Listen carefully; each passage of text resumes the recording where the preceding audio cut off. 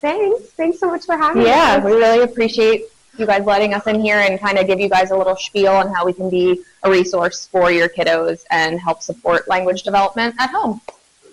So a little bit about who we are. My name is Amy. I am co-owner of Expansion Speech Therapy. On the right there in the picture is my business partner, Casey. She's also a speech-language pathologist and does specialize in feeding and swallowing picky eaters and problem feeders. And then this is Jamie. I'll let her introduce herself. Hi, I'm Jamie. I'm our lead SLP. I, alongside with Amy, specialize in augmentative and alternative communication. Primarily our practice sees kiddos from birth to 21, but we are starting to get into our 20s and 30s as well. So today we're going to kind of focus on that school-aged language development. So this is a little bit more about us. Expansion Speech Therapy, or a pediatric speech therapy practice. We offer individualized treatment for families and their children. Individualized intervention is our expertise, and family and team involvement in therapy is vital to your child's growth and success. Together we can expand a child's communication, feeding, and play skills. And to kind of go off what Jamie just said, like part of our practice is we're here to see and meet the child where they are. If they need help in school, if they need help at home, caregiver education, support, and all of that. So I'll also went right into it. So we have an office in Fort Washington, Pennsylvania, but both Jamie and myself live in Philadelphia, so we see all of our Philadelphia kiddos. We also see kids on the main line as well, so we cover a wide area. Okay, so what is speech-language pathologist? We work to prevent, assess, diagnose, and treat speech, language, social communication, cognitive communication, and swallowing disorders through the lifespan. Some delivery areas. So there's a lot. There's about 8. Speech, stuttering, voice, language, social communication, cognitive deficits, feeding, swallowing, and AAC. AAC, just so you guys are aware, are for our non-speaking kiddos who need access to communication. So think an iPad with a communication software. Where can you find us? Everywhere. We are in private practices. We might be in physician's office, hospitals, school settings, college and universities, rehab centers, long-term care. So we're going to kind of dive into each of the areas a little bit more and then talk a bit about milestones and then some kind of things to be looking for during that childhood development. And we definitely want to be open to questions at the end. Okay, so speech sound disorders. They occur when a person has difficulty producing the speech sounds correctly. So stuttering is a form of disfluency or has problems with voice or resonance. Language disorders are a receptive language, so our understanding of language, following directions, and then our expressive language, so verbal communication. And also language disorders can be spoken or written, and they involve a variety of other areas that fall into speech, as well as some pragmatics or social communication.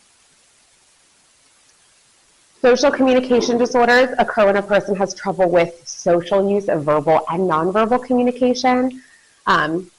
These disorders may include problems with communicating for social functions, so social greetings, participating in a reciprocal conversation, talking in different ways, right, when we kind of have to code switch when we're chatting with a teacher versus our mom versus a friend, and then also following rules for a conversation and a story. Our cognitive communication disorders is a whole lot of our executive functioning difficulties, so that is problems with organization, attention, problem solving, planning, etc. So feeding disorders include problems with sucking, eating from a spoon, chewing, drinking from a cup, maybe picky eating, if there's like a really small repertoire of food that a child will eat and how to expand that. The swallowing disorders or dysphagia or difficulties with moving food or liquid from the mouth down into the stomach. And AAC, so this means all the ways that somebody communicates besides the use of our spoken language. Some people might use this throughout their lifespan. Some individuals use it for a short amount of time. Pretty much I always say if our verbal speech is not effective and efficient, and we can't be independent in using it 100% of the time, that's when something like AAC is introduced. Okay, so now we talked about a lot of the areas. Now we're going to go into the milestones. Okay, so by 12 months, we're going to go over a few different things. We also have some resources and handouts that we're going to send home with you all. So 12 months, responding to simple words and phrases like go bye-bye, look at mommy, saying 1 to 2 words, right? By 18 months, we're following directions. Give me the ball, maybe paired with a gesture with an open hand. Understands and uses words for common objects, some actions, and people in their lives. Then when we get to 19 to 24 months, we're using and understanding about 50 different words for food, toys, variety of different things. Speech may not be clear, and that's okay by then, as there are some articulation milestones that you're also looking at. Some kids may not have R until the age of 5, and that's okay. Also, we like to say, here are milestones. Every child is different, and they may hit that milestone later, and that's okay.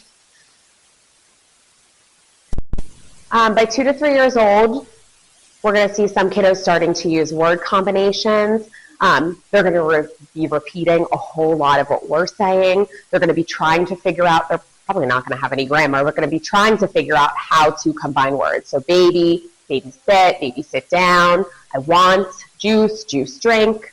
And they're going to be starting to combine these words for a variety of what we call pragmatic functions, right? So not just to request, but we might start hearing this age group ask questions or demand things, right? Or comment on things that they see in the environment. Again, between 2 to 3 years old, our speech, the clarity of our speech sounds should get a little bit better, but it's still not going to be 100% across all listeners. Again, some of those sounds still might be working their way into the repertoire, but it should be getting a little bit easier to understand across partners. Then by 3 to 4, we should see definitely a bigger explosion of language. We're going to be seeing our little guys start to tell stories, maybe recall things from the day at school, understanding and using words to compare. They might start using prepositions, more describing words, and that sound clarity should be getting better and better. And then by 4 to 5, we should definitely see more grammar markers and sentences of increased length and complexity. And they're going to be understanding a whole lot more about more complex concepts, like, for example, time, like tomorrow we're doing this. And again, our speech clarity should be getting better and better. Oops. Okay. So that's kind of the milestones. So here's some kind of things that we wanted to highlight that can kind of be looking out for. Again, as Amy said, every child develops so differently.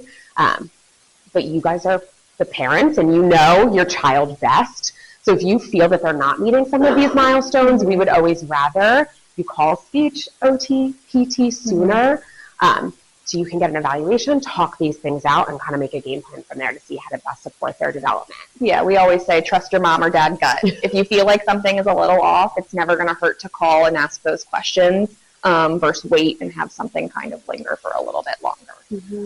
So kind of this is just reiterating all those things that we just discussed in areas. So speech sounds is something that's really important. You should have certain speech sounds at a certain age, that you're speaking clearly. Our language and literacy, if kids are having understanding what they're hearing. So really understanding the spoken language and the directions that they're being given.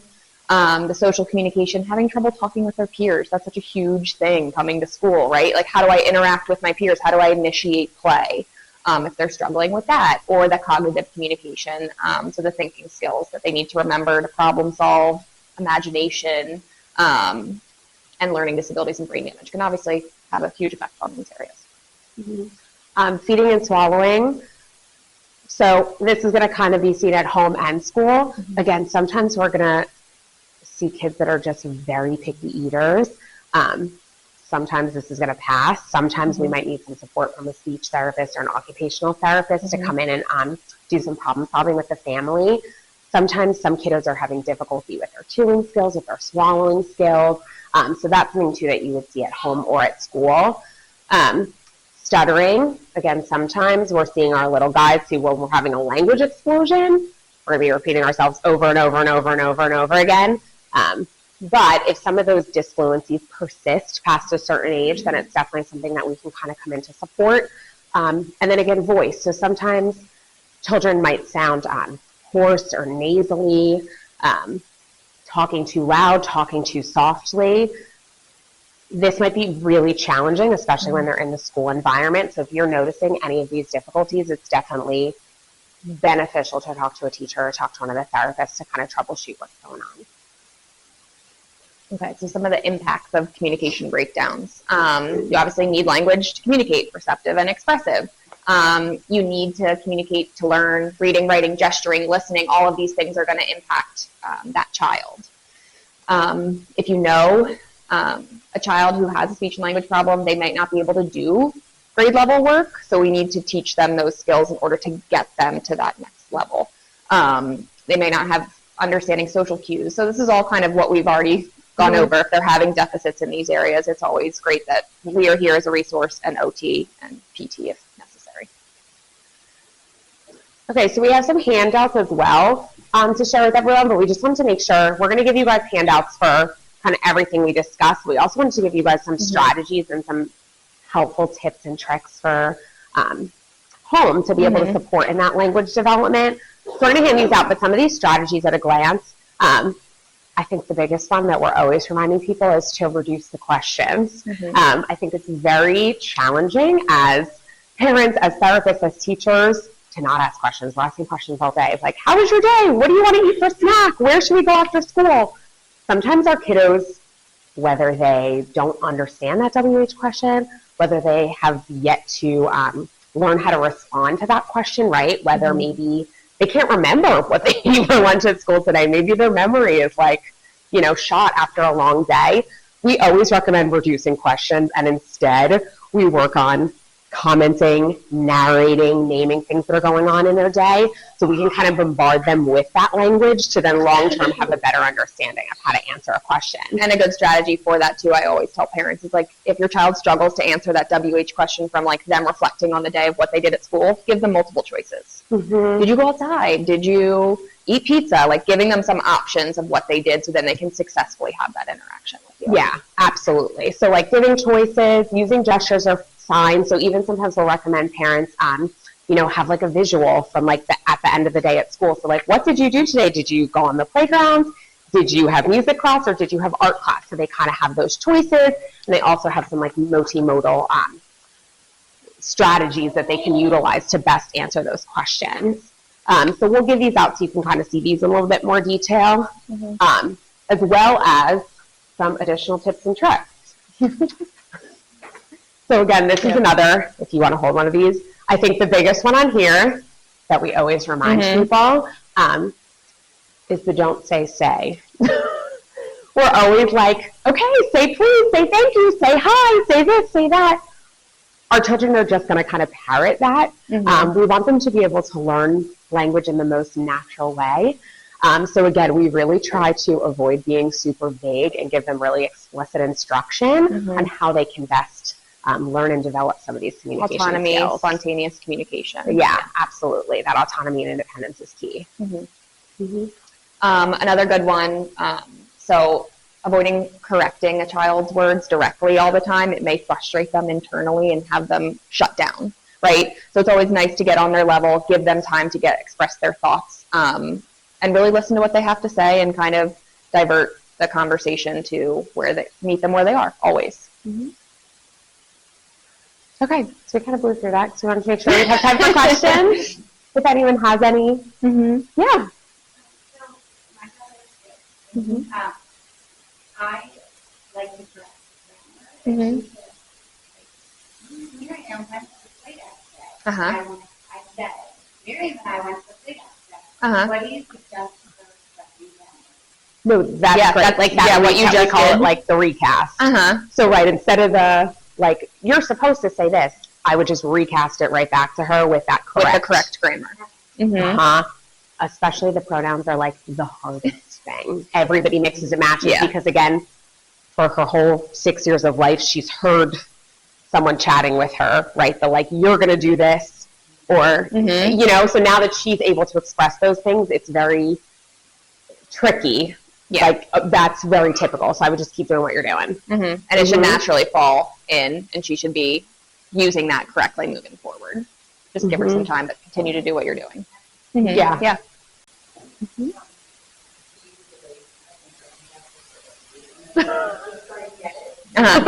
Yeah.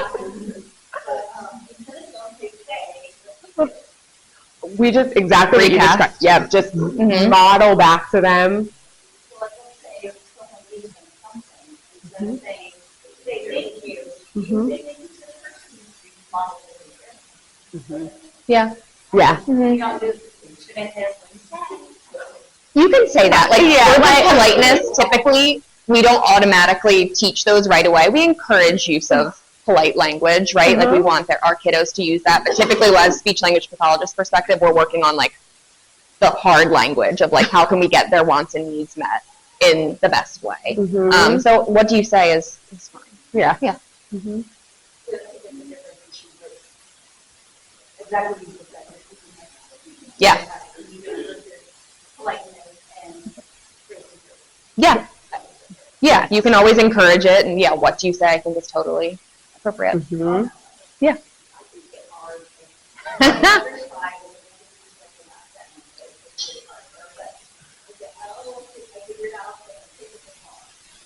R's the hardest. Is she saying W for R?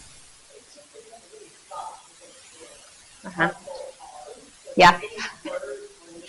Uh-huh. Mm-hmm. Yeah, Amy can come help. I joke. I don't. That's R's R's are hard. R is hard. So R is hard because, right, it can either be by itself at the beginning of a word, right? Like a word like red, race, or it can be anywhere else in the word next to any given vowel. And think about all the different R's. There's And with any vowel, AR. There's a lot of different R variations. and they're all going to sound different. You can try this trick. It's silly, but I'm sure your daughter. So one of the things you really have to target is kind of pulling your tongue up and back. Is made all the way back here, and sometimes kids, their tongue stays it's flat.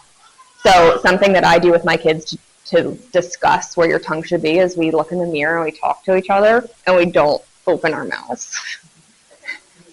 Because your tongue will naturally go back that way, because your tongue really has to be working in the back. And that's something where we start. I like to notice that, really engage them that way too, because they think it's funny. But you're really still targeting something informally. Yeah. But definitely 5 is right around when you should get R, but it's 6. They recently changed it and upped it to 5. It used to be like 6, so. Great question. So expansion, our practice is private pay. There are speech therapy providers that do accept insurance. For us, we send our families super bills, in which you can then submit to your personal insurance for partial, full reimbursement, depending on what your out-of-network benefit may be. So that's what we do, but there are other providers and organizations that do accept insurance. For us, speech sessions, depending on the child's age, typically are 45 to 60 minutes. Let's say the kiddo's super young and attention is not there yet, we'll do 2 30-minute sessions.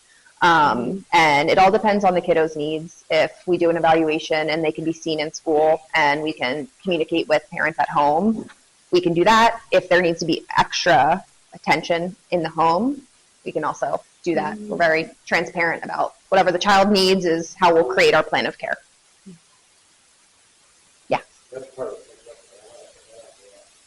you mentioned the outset helping parents.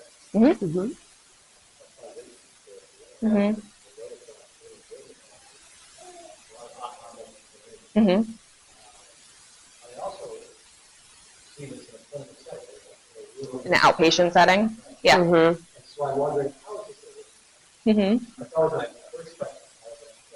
It's a great question. Yeah, the best question. So Yeah. There's a lot of questions about integrating with therapist home. I want to help parents with that question. Yeah. So we're probably going to say the same thing. Generalization of skills. You learn one thing in one place. Can that child then take it home and do it? Or we still have that barrier, and that goes with a setting. So school, home, community, or people.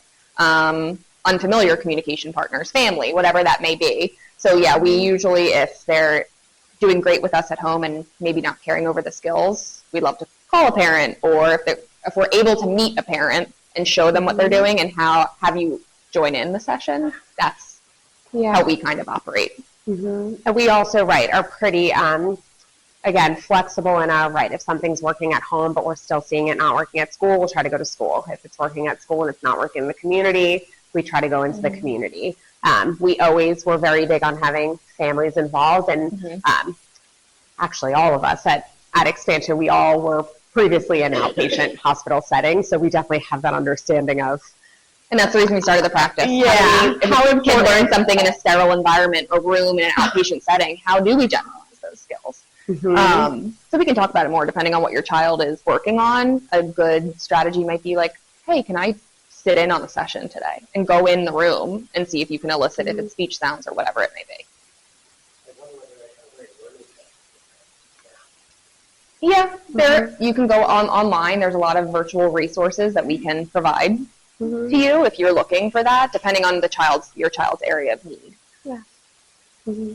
And again, we're pretty flexible, and I know we are, being from the outpatient setting and now doing the private practice, we're very understanding of right. We don't ever want anyone to feel like, oh, we're just going to speech and then we're home by ourselves. So we're kind of constantly communicating with not just parents, but teachers, OTs, physicians, nutritionists, dietitians, the list goes on and on, because that ensuring that there's generalization and then that continuity of care. So we can definitely give you some additional resources. Okay, great, thank you. Thanks for having us, guys. Good morning. My name is Amy Peterson, and I'm an occupational therapist.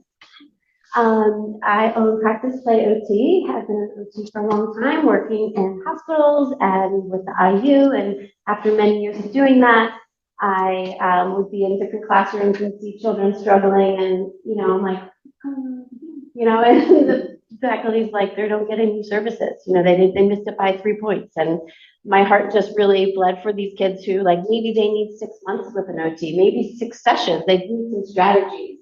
So that's kind of how Practice Play was started. I started doing small groups at our community center. I live in Haverford Township, and then started growing from there. So I see primarily children out on the main line, and Elizabeth sees a lot of the Center City referrals that we get here at Greene Towne and some other schools, and we service children in the school and at home as well. A lot, to piggyback off of what you're saying, going where the issues are happening is primarily where we see best results. So it's not just in a silo, particularly with occupational therapy, where it's your occupational roles, and for a child, a big part of their day is being a student and a friend and a community member, along with being a family member as well. So we're happy to be here today, and Elizabeth put some beautiful slides together for some information on occupational therapy and early development.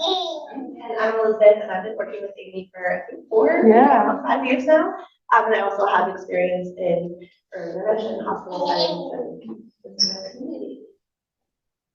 So what is occupational therapy? As you will see, we can address just about everything. It's really fun. But really, our main focus is supporting engagement and participation in daily living activities, which we call activities of daily living, education, work or play at this age, leisure, rest and sleep, and that social participation component. And we really like to use a holistic approach to work with children to address kind of those underlying physical, cognitive, sensory, and social emotional needs to promote overall well-being and independence, especially in the school setting, and really using a personalized approach to reach developmental goals and milestones through play, usually.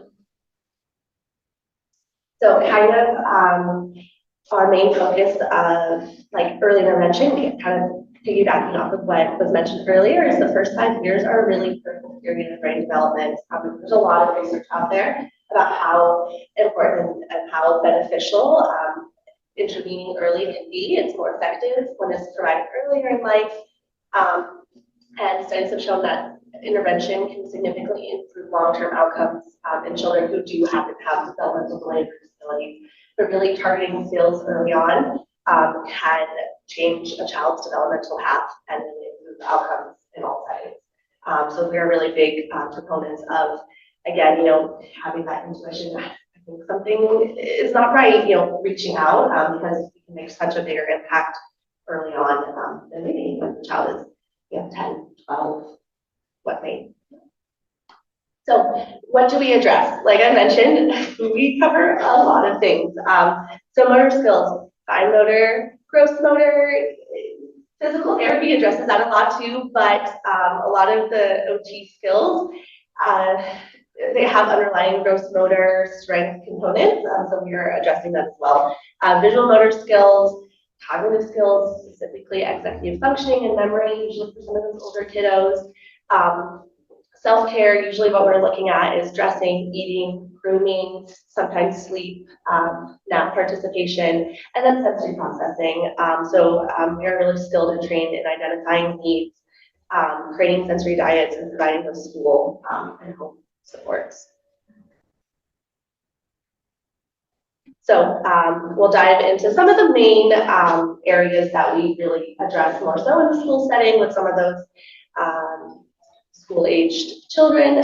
So fine motor skills is the ability to use those small muscles of fingers and hands with appropriate strength and coordination to be able to grasp and manipulate objects. Obviously, fine motor skills are very different for an 18-month-old and an 8-year-old, but usually kind of the main components of fine motor skills are grasp, release, object manipulation, hand strength, bilateral skills, so using our hands together, and then tool use, so pencils, scissors, tongs, those kinds of things. And then just quickly kind of going over those typical fine motor development. There's all those CDC charts and developmental milestones out there, but I kind of put together the ones that we specifically are looking for with an OT lens, and then just kind of being mindful that yes, everybody progresses and meets milestones at different times. However, as occupational therapists, we really focus on making sure that there was that progression of milestones, because usually these early skills are foundational to be able to have those or later skills and to have them like appropriate. So, the ability to write letters, if you can't make a circle or draw a square, it's going to be really difficult to be able to do handwriting later on in life. So just quickly, kind of that 18 to 24-month-old range, we like to see scribbling, being able to stack towers, turning pages in a book, and having a nice pincer grasp. So that thumb, index finger. Usually that preschool 2 to 3 years, being able to string beads, stacking a tall tower, being able to open containers and imitating those pre-writing strokes. And then as we get a little older into preschool, starting to imitate circles, putting on scissors, snipping a piece of paper, having a more of a dominant hand should start emerging around those 3, 4, 5 years old, and a more mature pencil grasp, which I believe I have on this slide here. So this is kind of a nice development of grasps. So again, kind of that 1 year age, you should have that nice pincer grasp.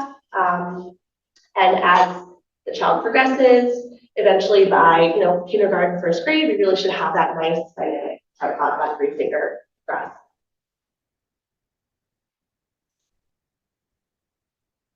Typical fine motor skills for those older kiddos should be able to cut simple shapes, coloring within lines, having that mature pencil grasp, being able to draw pictures that are recognizable, being able to draw a person with appropriate features, facial and body features, being able to print and their name and write letters, and then as they get older, 6, 7, 8, writing consistently on the lines, writing most of the letters properly.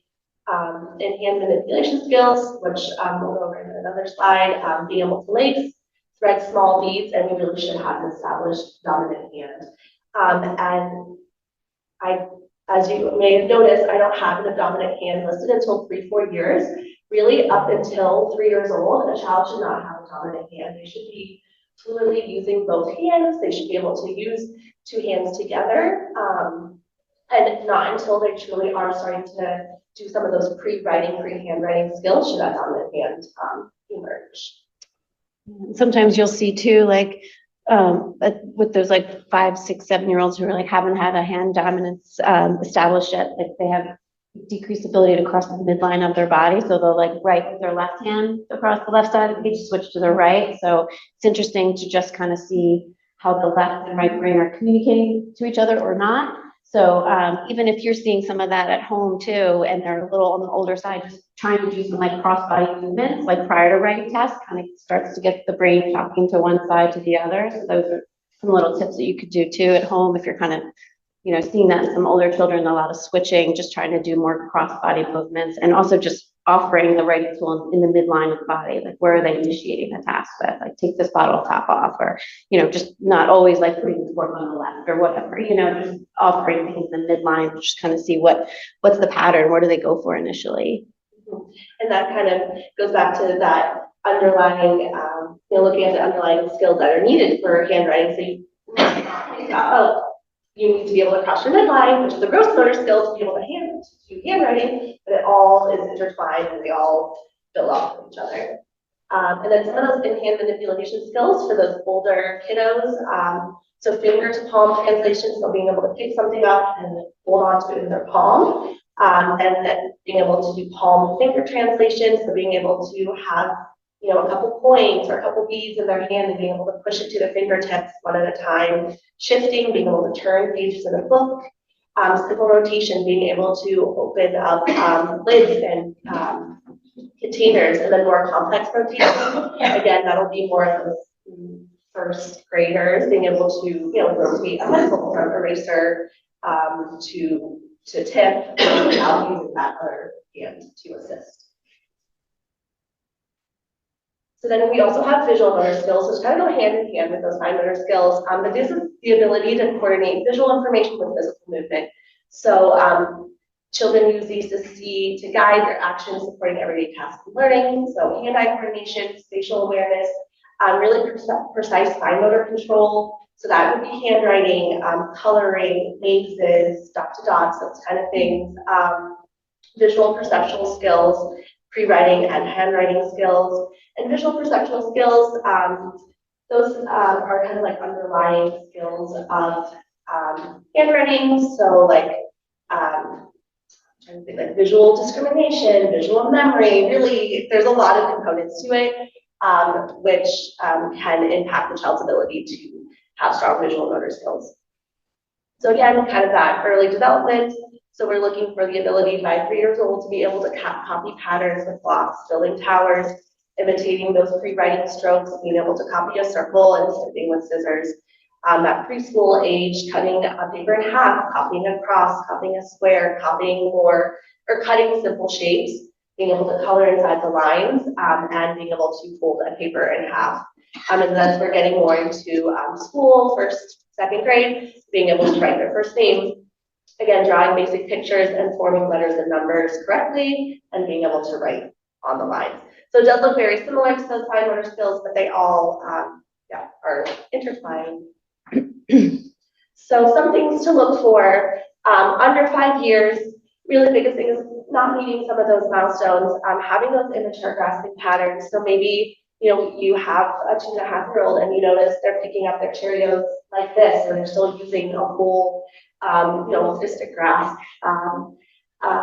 Maybe they already have a really strong dominant hand, and you notice, like Amy said, you know, whenever I put the box here, you know, they're picking it up like this, and then giving it to their other hand, and they're not crossing their body. Excessive drilling, so working really hard to do some of these more challenging tasks. Just noticing overall, like the arms and hands. Sometimes we get, you know, they're 3, 4, and they say, I'm tired, my arm hurts, and that's, you know, a big indication. Okay, we need to work on something, because you shouldn't at 4 years old be complaining that your hands are tired.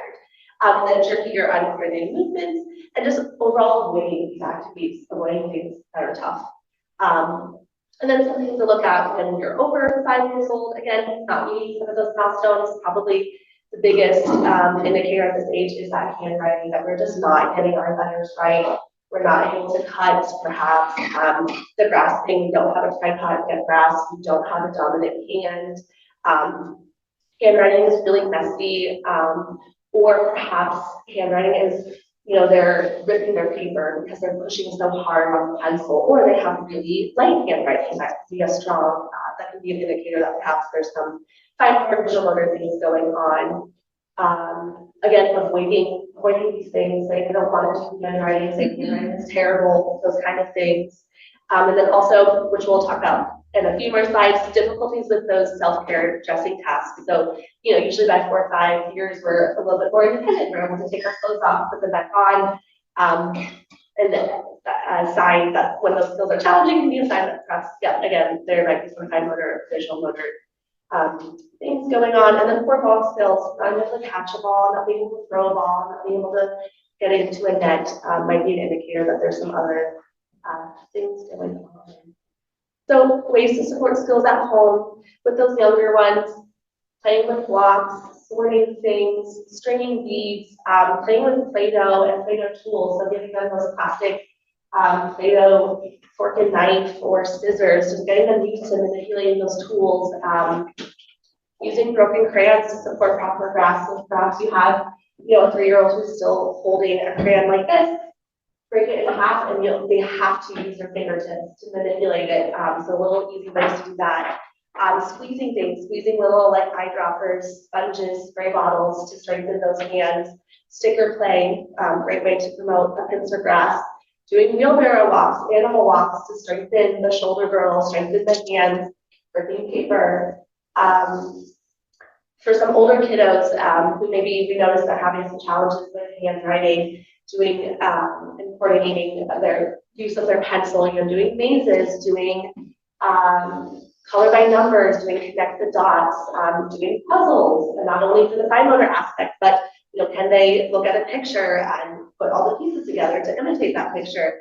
Playing I Spy, playing catch, and threading and lacing. So threading, like putting beads on a string, lacing, kind of like that young like sewing motion. No, these are great. Yeah. Perfect. Okay. And then another area that we really like to address specifically in the school setting is some of those cognitive developmental skills. So executive functioning skills help regulate the flow of information and emotions, ability to maintain focus and tasks, and also prioritize what needs to be done and keeps us organized.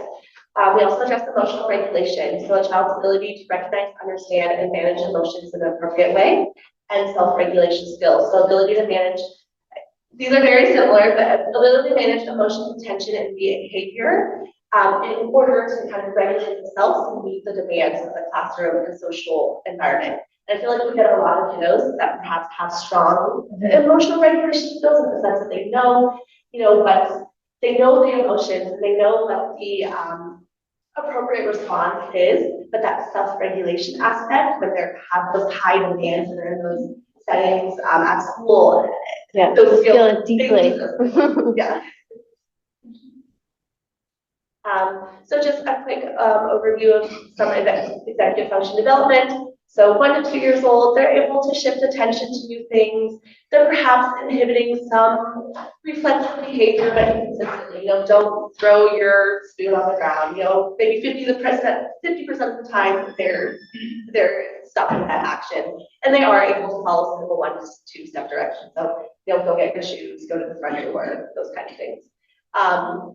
In preschool, there should be some emerging impulse control, attention and concentration should be able to follow 2 to step direction, and beginning to know the rules, beginning to know what is expected of them in that school environment and home environment. And then 6+, should be able to follow multi-step directions, learning from mistakes, and ability to switch between tasks, and that working memory emerges. So being able to do something and remember it as they are doing, so they can use that skill later on. And then simple organization of classroom materials emerge. So folders, backpacks, lunch boxes, those kind of things. And then a quick overview of that emotional regulation. So 18 months to 3 years old, they're starting to label feelings, asking perhaps for help to manage. And then 5 to 8, they should become more skilled, have a better control, are seeking out friendships, and are able to have some empathy. And then self-regulation development, again, about 1.5 to 2 years, becoming aware of social demands, are able to change behavior when asked.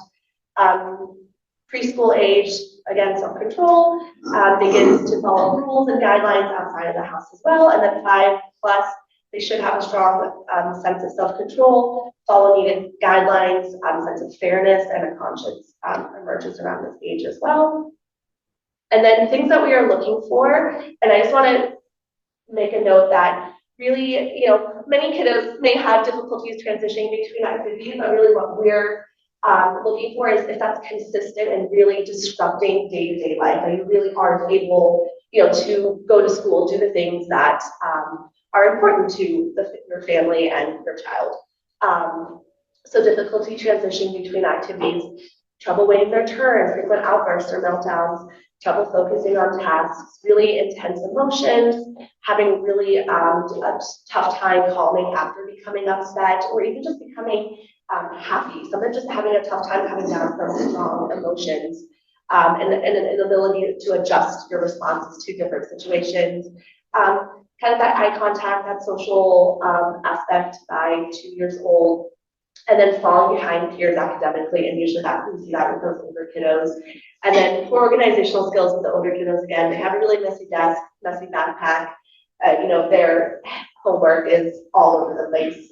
Those might be some indication that there may be some executive functioning. And then self-care skills. So again, these are things that we love to address with this age group.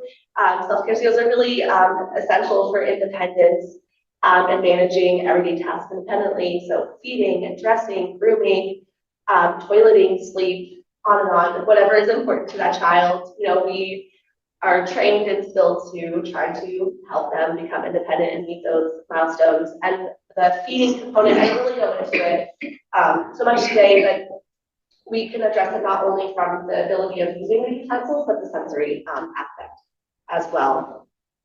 So again, quick milestones, by 2, removing clothing, unzipping zippers, scooping food with a spoon, with spillage, trying to wash their hands and able to drink from an open cup and a straw. Preschool, putting shoes on, using a fork and a spoon with minimal spillage, being able to, again, to remove loose clothing, brushing hair, and starting to manage fasteners and being potty trained. And then those older kiddos, they should be pretty independent, putting on their clothes, shoes on the correct feet, shoe tying. That's a big one. I know it's becoming a skill that perhaps is not addressed so much anymore, but yeah, really, children should be tying their shoes by 6, 7 years old. Totally independent with toileting, without including like clean up, and then selecting appropriate clothing for the season, and cutting with a fork and a knife. So again, some red flags: resistant or sensitive to self-care activities. Maybe difficulty chewing food or drinking from a straw or an open cup. Perhaps, if there's a 3, 4-year-old still using a sippy cup. Sometimes we see kiddos who are still drinking from bottles at 3 or 4 years old. Increased spillage and messiness with utensils, finger feeding, sensitive to different textured clothing, and unable to manage some of those clothing fasteners as we get older, kind of that 5, 6-year-old range. And then ways to support that at home: practicing using oversized clothing, using those little dressing boards, family modeling, showing them how you get dressed, siblings get dressed, playing dress up, such a fun way, getting dressed up as different characters. And then kind of, where OT comes into play, identifying those underlying skills that perhaps are overall affecting performance. And then the last quick section we'll go over is sensory processing. I'm sure everybody's kind of heard that as a big buzzword, but it's the way our brain receives, organizes, and responds to information from our environment. And every child has different sensory needs. Every human has different sensory needs. So some signs that your child may have differences is poor frustration tolerance, behavioral outbursts, bothered by touch, avoiding messy activities, short attention span, poor concentration, unaware of their surroundings, poor safety awareness, mouthing non-food items, being messy and clumsy. And again, that's, children might demonstrate all of these, but again, if it's persistent and really impacting your day-to-day is when these become like a red flag. And really sensory rich activities and environments are key to success. So again, every child is different. That's why, you know, we call them individualized, like sensory diets. You know, some kiddos might need, you know, a sensory bend just to regulate, need some tactile input. Maybe they need some deep pressure, and all they need to do is, you know, lay and bounce on a ball, a calming corner at home, doing heavy work. Activities can be really grounding for all ages. But it is very child specific, so it's hard to give Specific, yeah, but specific, exposure. but exposure. So really, Yeah. you know, getting that child on the playground at a young age, giving them exposure to different textures, different sights, different sounds, so their body is able to learn how to process and regulate those sensory inputs. And really, so how can we help? We help by achieving milestones, providing adaptive strategies, and supporting independence. And we really, you know, work with the family. Again, as mentioned before, you know, we are in the school, in the home, working with, you know, whatever caregiver is there on a day-to-day basis to support that child in the environment, in the area where they need it. Thank you. Yeah, Elizabeth has to go see a shot, so. Thank you. Yeah, so we are as well private pay, and we do offer a paid in full super bill that, you know, that we could provide, and it just depends on your carrier, unfortunately. I wish it was a better situation. But yeah, does anyone have any questions?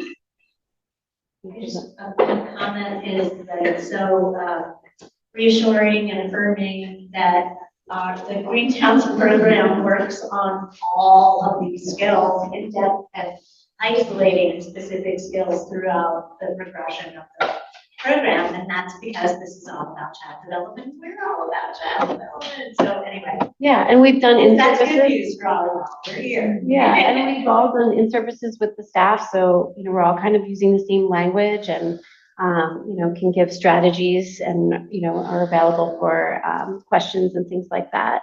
But I think, you know, as far as referrals are concerned, it's like, you know, what Elizabeth was saying, you know, when it's you know, persistent and it's really like impeding their success or their friendships, and, you know, they're not able to participate fully is when maybe you would seek out like assistance of an OT. I think that would be best. Yeah. Is there a distinction that you make between occupational therapy and behavioral? That's a great question. Yeah, I know. One of my good friends is a behavior specialist, and we talk all the time because I feel like they can be dovetailed. So it's kind of like what you really have to look at what the child is seeking and what they're trying to get out of their behavior. Like behavior is always communication, right? You know, they're trying to, you know, tell you they don't like something or tell you that they want something, but if it's a more sensory-based thing where they're seeking out movement or they're reacting to how their brain is processing their sensory input, right? Is it like, I want that toy and you gave me the red one, like I wanted the blue cup versus the red cup, like that seems more behavior versus like you're in a loud environment and you're having meltdowns because you're not getting what you want. So I think it's multi-layered, but I feel like if it's more of a, you know, sensory-based activity that's causing the meltdown, you know, whether it's like too much sound, the touch, the environment, versus like a true behavior when they're seeking something, like if they're giving mom a harder time than they're giving dad, you know, or vice versa. That's more of a behavioral thing versus, you know, the whole operation of brushing their teeth. It just makes them, you know, melt to the floor. That's probably more a sensory processing thing versus, you know, a behavioral thing. So it is tough sometimes. So I'm always open to like, you know, talking to other professionals to make sure that we're on the right path. I just wanted to add a comment. I work with them, or my son does. Perfectly, Coral.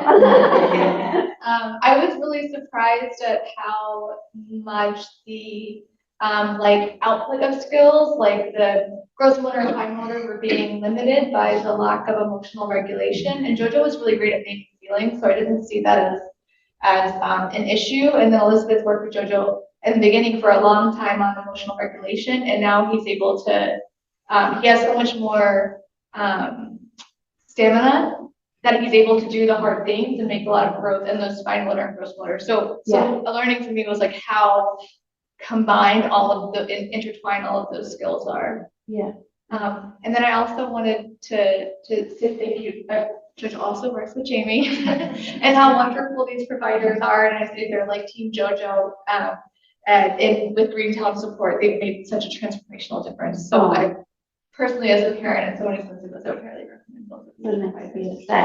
Yeah, one of like my favorite slides from like the in-service that we give is like the pyramid of learning, and on the bottom of it is like central nervous system organization, right? So if you have a little racing body and a racing mind, or you know, you're feeling your feelings really big because you're frustrated because this is hard, like that level of academic learning at the top isn't going to happen because they're just so dysregulated and can't control themselves and really be their best, you know? So, you know, sometimes it takes a while to figure out what is, you know, the underlying issues under the iceberg there, you know? So is it visual motor processing? Is it, you know, emotional regulation, self-regulation to really support our end goal of writing and being a student and everything? So yeah, it does take a process for sure. I noticed that, thank you all of you, that both groups, nobody like listed diagnoses in any of their presentations, and I'm wondering if that's like a trend that's happening, or how helpful it is to have a diagnosis going forward, or any sort of just, you know, learning disorder. I think it's you know, sometimes it's like, you know, children like and families are like on a journey, you know, and it's like, okay, well, what are we seeing? You know, how can we can address these skills, and if we're trying to address the skills, you know, feel free to jump in. We're trying to address these deficits, and we're still finding, you know, resistance and challenge. Like we talk as a team to make sure that are we missing something? Is there something greater than, you know, what we're dealing with? So we tend to, like when there's not like a true diagnosis, like sometimes we're still treating the symptoms of the diagnosis, you know? You know, particularly around dysgraphia, like, you know, trouble writing and things, like I'm still supporting visual motor skills. I'm still supporting upper body strength and, you know, and fine motor skills. So I think privately that's more flexible, you know, because, you know, we could use like a generalized code that to give you for your super bill, but And again, or those kids that don't qualify for OT or speech services, right? So like they're missed by a just- couple but they points. still need But they're assistance. yeah. Right? And technically they don't have a diagnosis, but require a plan of care or benefit. Yeah, right. And it's like, you know, you're hearing that, like, but they're struggling, or you're getting feedback from, you know, their primary teachers that like, this is really, you know, it's really struggling in this way. And, you know, that's kind of like how we started what we do. It's like, they really need it. Just wanted to add to that, the diagnosis a lot of I'm a party, so I know like, is that like, the diagnosis a lot is really used for billing purposes, and often it doesn't like know one child, like what they're dealing with, often fits into this tiny little package. Yeah. So diagnosis is nice for billing, but otherwise, from the private perspective, you're really addressing the problem in the child and trying to figure out where they are. It really doesn't matter the diagnosis. There are times, I mean, from my perspective, I'll use one just because I know it'll get paid. Right. But I might be treating other things too. Yeah. It's like not covered, because healthcare doesn't care about that. And I think too, like, versus Yeah. like working with someone privately versus like working with the IU, like sometimes they're very pigeonholed into working on like two goals. Yep. You know, and they're very functional goals, like holding something. A lot of very academic driven areas. Whereas like a private therapist, we can work on everything, you know, and generally that's what it is. We have to show that those goals were met versus private, where you can be more free and work on this. So there's a difference, like. And that was part of being therapist. Yeah. Insurance is she's got into reports, and she has to make these goals, and they have to be met. But private, I mean, you're still meeting everyone, but private has more flexibility. Yes, I agree. Thank you. Thank you for having us.